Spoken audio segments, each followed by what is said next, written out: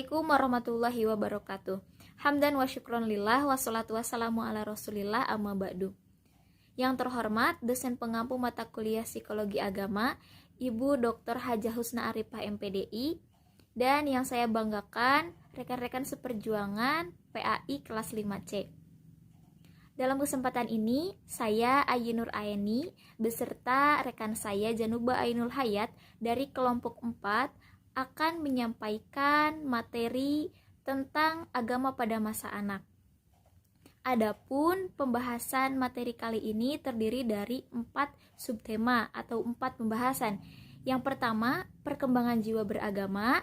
Kemudian yang kedua, agama pada masa anak. 3, tahap perkembangan beragama pada anak. Dan yang keempat, sifat agama pada anak. Nah, di video ini saya akan membahas 2 materi yang awal, dan materi terakhir akan dibahas oleh rekan saya di video selanjutnya. Nah, pembahasan yang pertama yaitu tentang perkembangan jiwa beragama. Perkembangan jiwa beragama pada umumnya disebutkan bahwa pada masa awal yaitu pada masa anak. Nah, sebenarnya sebelum masa anak, seseorang telah mendapatkan pendidikan keagamaan, yaitu dalam kandungan, masa pranatal, juga masa bayi. Dalam kandungan, seorang anak memang tidak secara langsung mendapatkan pendidikan agama, tetapi melalui rangsangan ataupun respon dari ibunya, saat ibunya melaksanakan sholat, mengaji, atau melaksanakan perintah-perintah ibadah lainnya. Kemudian, pada masa pranatal ataupun masa bayi, seorang anak juga hanya mendapatkan rangsangan dari luar. Semisal saat ia mendengarkan azan atau saat ia diadzankan, saat ia mendengar suara pembacaan ayat suci Al-Quran, dan sebagainya. Maka seyogianya orang tua memasukkan nilai-nilai keagamaan sejak anak dalam kandungan.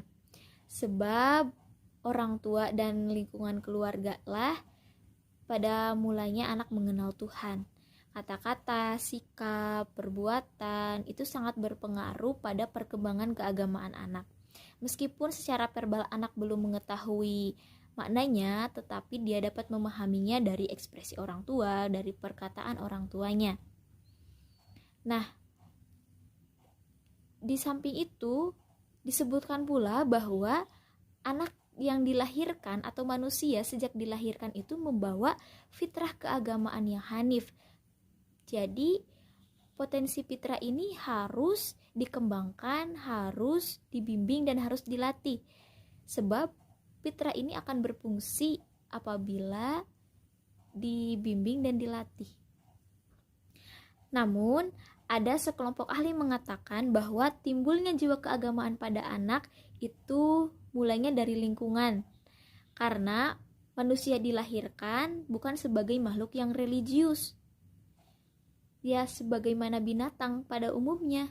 Bahkan seekor kera lebih bersifat kemanusiaan daripada bayi itu sendiri, manusia itu sendiri.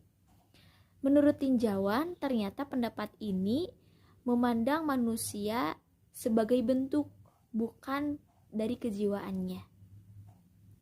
Nah, baik teman-teman, kita masuk ke pembahasan selanjutnya tentang agama pada masa anak.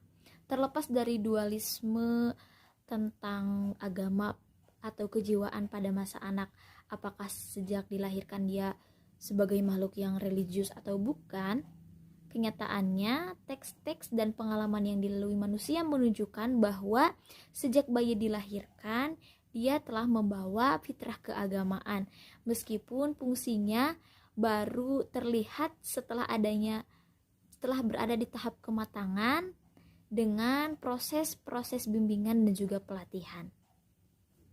Tanda-tanda keagamaan pada anak terjalin secara integral dengan fungsi-fungsi kejiwaan lainnya.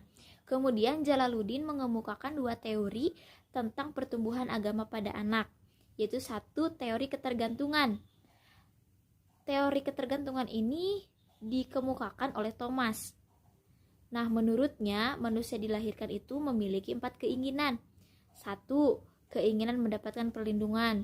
2, keinginan untuk mendapatkan pengalaman baru. Ketiga, keinginan untuk mendapatkan tanggapan. Dan keempat, keinginan untuk dikenal. Nah, atas kenyataan dan kerjasama dari 4 keinginan ini, maka sejak bayi, manusia itu hidup dalam ketergantungan. Lalu, melalui pengalaman-pengalaman yang ia terima di lingkungan, maka terbentuklah rasa keagamaan pada anak. Nah, selanjutnya, teori yang kedua yaitu insting keagamaan. Menurut Woodward, bahwa manusia dilahirkan itu sudah memiliki beberapa insting, termasuk insting keagamaan. Belum terlihatnya tindak keagamaan pada diri anak karena beberapa fungsi kejiwaan yang menopang kematangan berfungsinya insting belum sempurna. Contohnya atau misalnya pada insting sosial. Insting sosial kan merupakan bawaan yang dimiliki anak sejak dilahirkan. Nah, insting sosial ini akan berfungsi setelahnya anak bisa bergaul dan dapat berkomunikasi. Jadi, insting sosial berfungsi tergantung kematangan fungsi-fungsi yang lain. Itu juga termasuk pada insting keagamaan. Nah, baik teman-teman, itu 2 pembahasan sub pokok pertama tentang perkembangan jiwa beragama dan agama pada masa anak. Selanjutnya 2 pembahasan lagi akan disampaikan oleh teman saya Januba Ainul Hayat. Terima kasih. Wassalamualaikum warahmatullahi wabarakatuh.